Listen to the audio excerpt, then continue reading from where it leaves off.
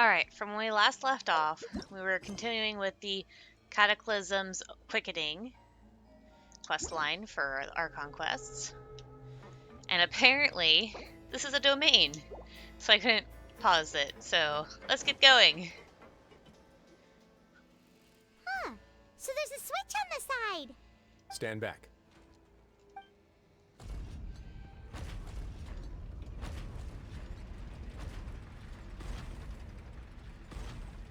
Whoa. They all just went up one by one. What's that in the middle of the room? Go on, have a look.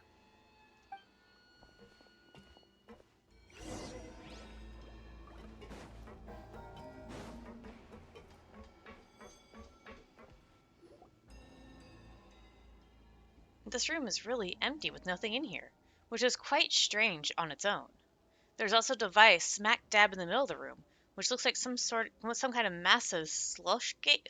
Slush gate? I've been interested in what lies beyond that gate ever since I assumed leadership of the Fortress of Meripede. Of course, it would be unwise to recklessly open it, but it'd also be risky and negligent to simply ignore any potential danger that could be behind it. The readings on that dashboard have not budged since the day when I first laid eyes on this place. But over the past year, the needle has crept upwards from its original position, likely because some parameter it's been tracking has changed, if only infinitesimally. Normally I would have ignored it, but I happened to have some free time when I noticed it, so I investigated. Any guesses what the reading could be tracking? The water pressure? Very reasonable guesses. I've considered both of those as well. Unfortunately, our dashboard is tracking something less ordinary. The temperature should vary with weather and climate changes, so for something that rarely shifts, the water pressure is more likely. We ran a few tests to increase the pressure from the outside, but the readings didn't change at all. Later on, a few more possibilities occurred to me, such as a potential connection with the primordial sea. I began to make a few preparations based on that hypothesis. Over the past few days, the needle has moved again. With that, and the symptoms that Fremine displayed after leaving the fortress, I can now confidently conclude that the readings represent the concentration of primordial seawater in the seawater nearby. The concentration of primordial seawater? But we're already under the sea. And that is precisely the problem. We're at the bottom of the sea, and now we're surrounded by toxic seawater. Somehow, primordial seawater got mixed in, and the concentration is steadily rising. Primordial seawater is continually leaking into the sea? Yes, that's very likely. But forget about the two of us. Not even Novelette knows where the primordial sea could be, much less where we could find and plug a leak. Oh. Oh! Seems like you've figured it out. I believe the primordial sea lies directly beneath this sluice gate. For some reason, the primordial seawater levels have risen significantly, and it's now very close to us. The indicators are now red. Although the gate still stands, some primordial seawater has already leaked out and mixed into the sea around us. If this continues, soon it will no longer be able to hold back the primordial sea at all. And if the primordial sea is leaking through, if this gate falls, all Fontaine will fall with it. Yeah, you know what the legends say. If this place falls, then everyone in Fontaine will be turned into puddles in the span of a night. But that's just too weird. Why would the Fortress of Meripede be built right above a sluice gate for the primordial sea? Who built this place anyway? Rhine? Question mark? Your expression tells me you think this might be part of a vast, complicated conspiracy. To be honest, you might find the actual answer may be exceedingly boring. It's just that the secret of the Forbidden Zone had been long forgotten by the nation before I rediscovered it with my research. There's no single founder of the Fortress of Meripede in any traditional sense. What we know about its history has been left to us by the people who used to live here. When the previous Hydro Archon Egeria ruled the land, all convicted criminals from Fontaine were exiled. The people drove the criminals away like a wolf pack chasing away the banished. The criminals received no sympathy of any kind from the people. They were exiled to the desolate seaside, where they experienced only pain, struggle, and the bone-chilling cold. Some of them began to repent, and prayed to the Hydro Archon, asking if there was still anything they could do.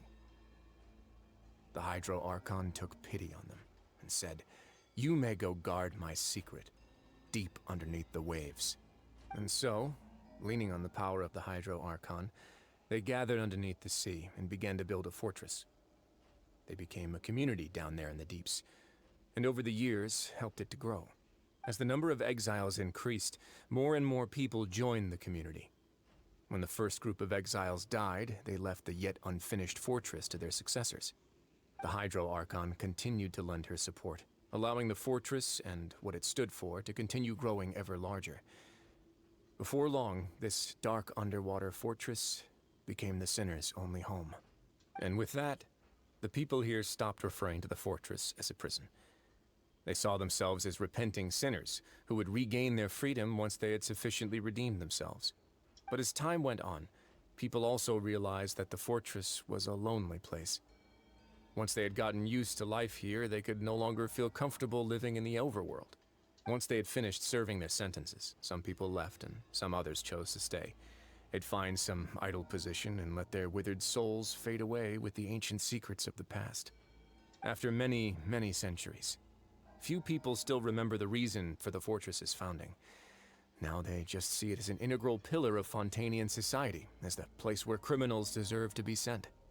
Now and again, researchers manage to break one law or another and live out their days in the fortress. I learned all this from an elderly historian. Everyone else just thought he'd made it all up.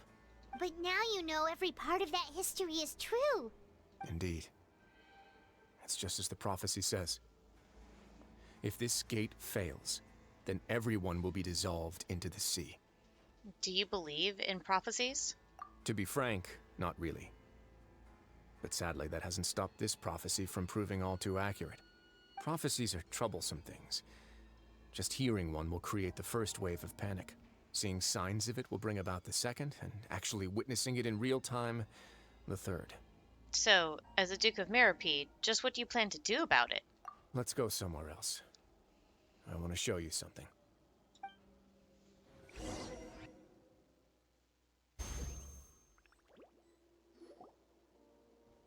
This is it. Your Grace, perfect timing. The results from our last round of experiments have...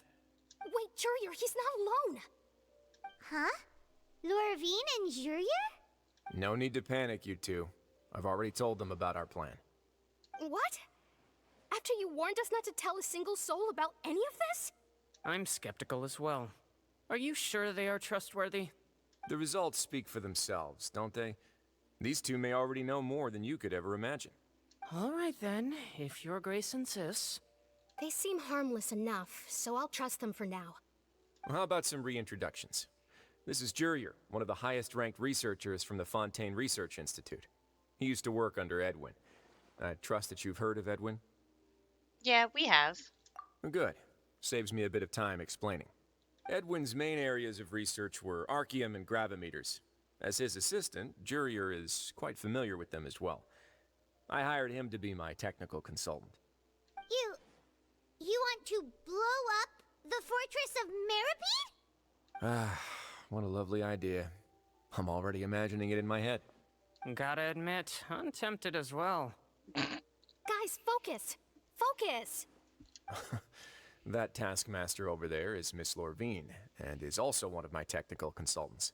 While Jurier used to be Edwin's assistant, she used to be Jurier's assistant. Ooh, are they together? Was that really necessary? See, everyone keeps asking this question. Are you too sure you're not a couple and just using your work as a convenient cover? Your Grace, I am not in a relationship with this man. If I dated her, I'd officially be madder than Edwin. Jeez, forget I said anything then. Follow me. Whoa, there's another door that goes right up. Your constant amazement makes it seem like the fortress can do anything. I mean, that is Paimon for you. But Paimon really thinks everything's super cool. Is this just a normal room? Well, let's spice it up a bit. And here you go. Oh, wow. That kind of looks like a boat. This is... What a huge ship?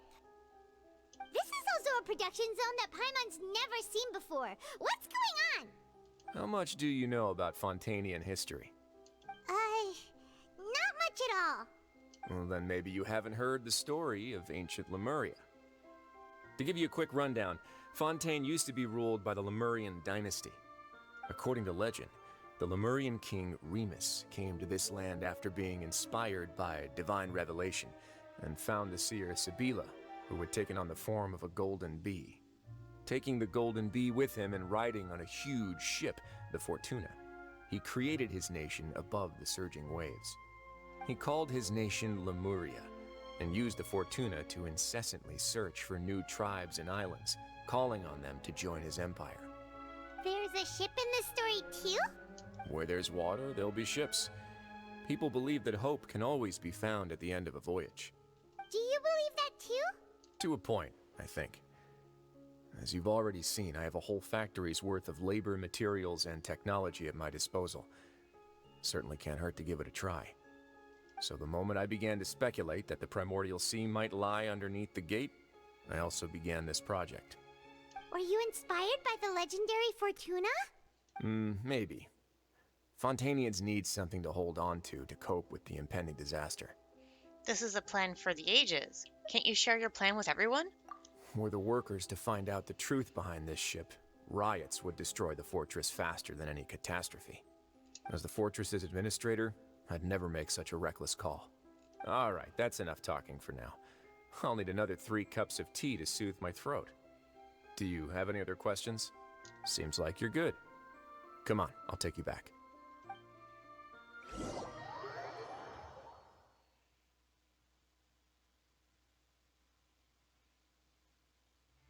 I'll leave you here for now.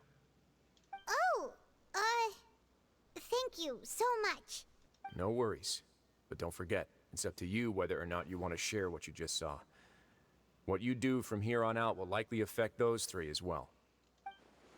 He means that my actions now will decide the next steps Linny's group takes. In other words, if I want to tell Linny the truth, I must make him understand that we cannot afford excessive conflict right now. Yeah, we'll put a lot of thought into it for sure. Yeah, we will. Great. I look forward to what happens next. Woohoo! I got an achievement.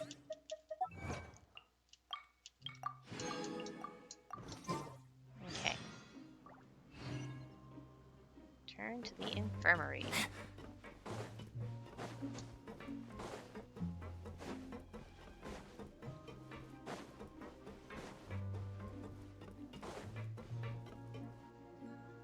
We're back! Welcome back. Do you want a cup of tea? How can you be so much like Wriothesley, always drinking tea? Huh. Actually, now that you mention it, I just remembered something now. While I was sedated, I could still barely hear 2 people talking next to me. They were discussing everything, from the leaves to the water and even the teacups themselves. Must have been Wriothesley and Seishween. Yeah, I heard 1 male voice and 1 female, so it should have been the 2 of them. They really were just talking about brewing tea. I really can't make sense of this place. So, Traveler, Paimon, were you able to learn anything from Wriothesley? Yeah, he explained everything. Very well. Then, would you mind checking your answers against my speculations? Linny sounds a lot more like his old self. Feeling better now, Linny? Yeah, I took the time to rest, so I'm feeling a lot more relaxed now. Nobody else is around, and Miss Seishween is also busy with something or other, so let's just talk here. All right, then I'll posit my theories. I asked myself 3 questions. Firstly, why was Fremine affected by the primordial seawater? It was because he dove into the sea. My theory is, the long-lost primordial sea is probably very close to the fortress of Mirapede. Ooh, he's good. He got that right on the first try. That's our Linny. Secondly, Wriothesley's attitude changed dramatically during the course of our stay here. He ignored us completely at first, then suddenly roadblocked us. Why? I spent quite a long time thinking about this. If he has been monitoring the Fatui since the very beginning, he probably ignored us at first because he was hoping we could find Master Child for him. What's more, the Fortress of Meripede is not part of Fontaine's court system, nor does it report to Udex Nervulet. Wriothesley is basically the king of a no-man's land. As long as the fortress doesn't do anything about Master Child's disappearance, Father can use it to pressure the Fontaine authorities. And while the two factions are pitted against each other, Wriothesley will be free to move between the parties of interest. If I had to guess, he probably has something that he's working on himself. It's likely related to the secret of the infirmary, but I just can't think of what it could be. Lenny's grasp of the big picture is amazing. You're super smart. Thanks so much. Then finally, there's the last question. If Wriothesley does have a plan, what could it be? All I know for now is that his plan probably has something to do with the changing nature of the seawater. He's even gotten Cloran to help him out. That can't be the full extent of what he's doing. There's probably a secret passageway behind the block in the infirmary, and there's something big in the fortress that most people here never get to see. He has a bargaining chip, and it could be important enough for Father to deal with him directly. I don't have enough information, so I have no idea what his chip might be. But let me guess. You have the last piece of the puzzle. Explanations. I can't believe it. The sea will engulf everyone. Just like the prophecy said. Could Wriothesley have wanted to meet Father to figure out a way to deal with this crisis? If you remember, I once mentioned that Father sees the House of the Hearth as her base of operations, and she truly wants to resolve the crisis. But how could Wriothesley have known that? Or perhaps he didn't know, and just wanted to bring Father over to his side? Which could be why he said he just wanted to negotiate. Yeah, that makes sense to me. I understand your concerns as well, Traveler. I'll figure out a way to pass this on to our father. No matter what, we're on your side. The two of you have already aided us far too much. We probably wouldn't be standing here right now if not for you.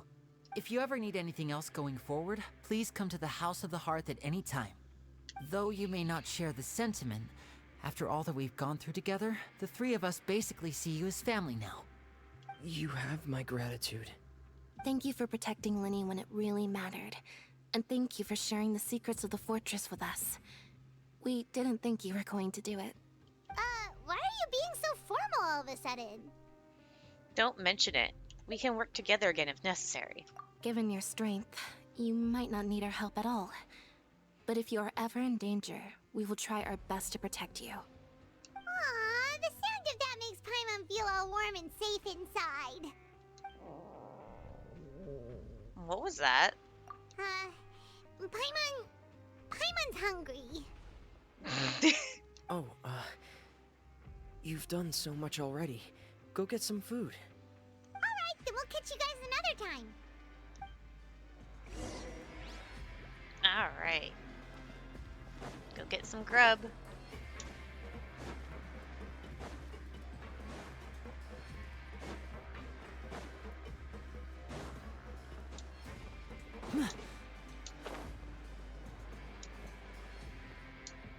And of course, it did that. Time for dinner. Welfare meals now being served in the coupon cafeteria. Come on, let's go pick up ours as well. Traveler and Paimon, over here. Are you here for dinner too, Miss Sijwin? Mm-hmm. And I'm taking the opportunity to prepare Miss Cloran's dinner as well. Huh. You're right. She's actually sitting in the fortress cafeteria. What would you like to eat? Huh? We can choose? Yep, you can. I've already talked to our chef, Mr. Woolsey. It's all on me today, so you can get whatever you'd like. I'll have the tastiest stuff you have to offer. Me too. Don't forget Paimon. No problem. Just leave it to me.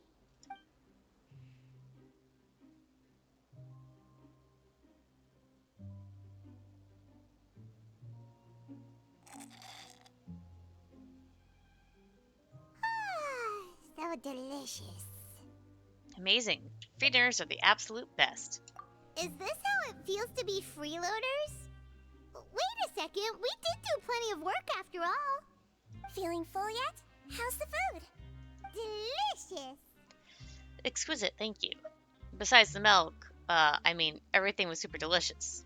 I'm so glad to see you all so happy. Oh, see, the expression on your face just now? The muscle here just moved, which suggests that you're feeling quite relaxed at the moment.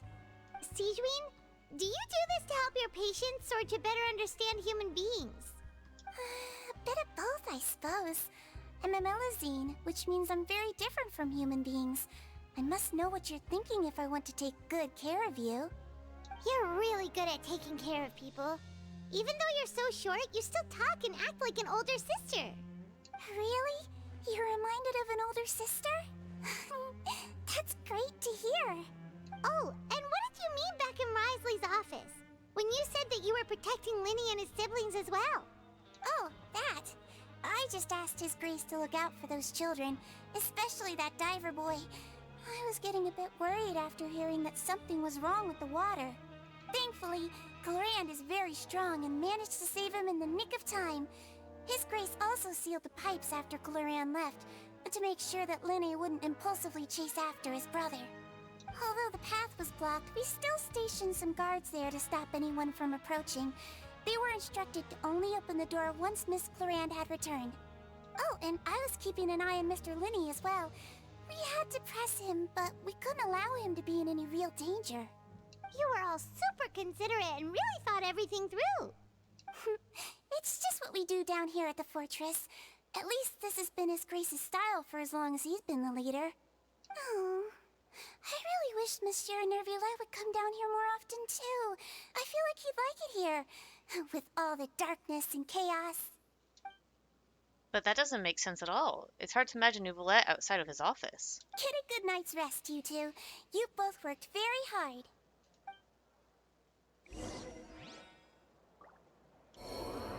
But, oh. Yeah.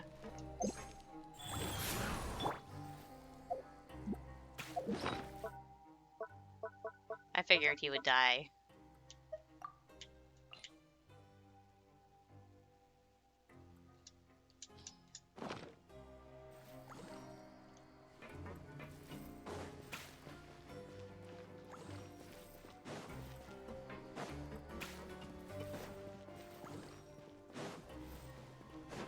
Does this go up or down? Up, so let's take this one.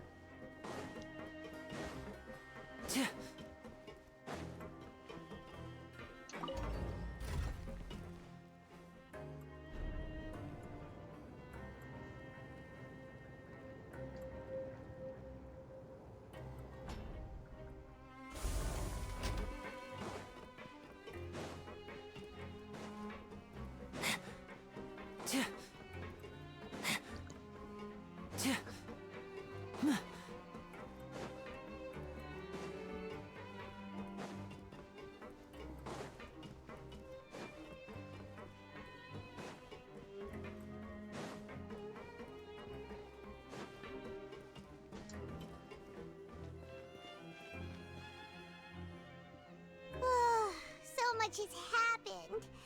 Paimon just feels absolutely exhausted now that she's finally relaxed. Paimon's super sleepy. Are you sleepy too? Yeah, I'm also getting there.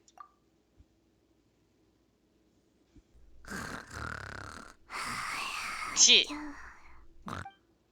Wow, she really immediately fell asleep. Delicious. Paimon wants seconds for free. Good night. Out of my way! Get out of my way! What happened? Why is everyone running? No idea, but something must have happened. Stop asking! Who's yelling? Paimon still wants to sleep. What's that sound? Paimon, wake up. We need to get out and see what's going on.